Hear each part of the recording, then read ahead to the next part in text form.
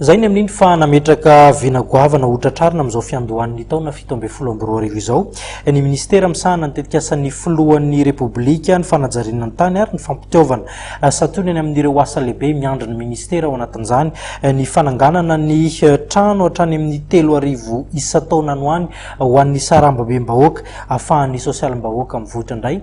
no tanjona ao anatin'izy ity. Tatiko.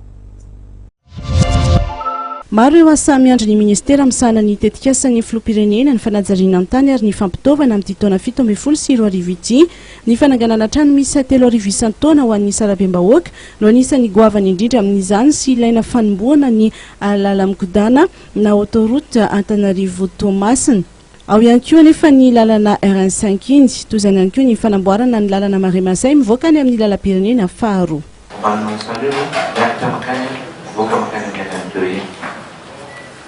Lehibe zany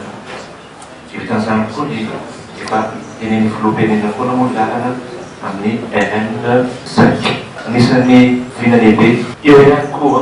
tsy afehinantsika hitantsika amin'izao fotoana zao Antananarivo fa ny embouteillage manomboka ny taona 2017 tsika manomboka mikarakara ny canalisation manomboka mikarakara tsy hoe canalisation fa amin'ireo miahy amin'ireo resaka tondra-drano rehetrarehetra Antananarivo. Nanasa ireo mpanao gazety miara-miasa aminy avy eto Andrenivohitra sy avy any amin'ny faritra ny ministra Narson Rafidimanana omaly ka nafanina melabelatra ny tetikasan'ny ministera amin'ity taona ity atao isa 3 volana moa ny fionana tahaka izao raha ny fanazavana nomeny ny ministra Narson Rafidimanana omaly anty.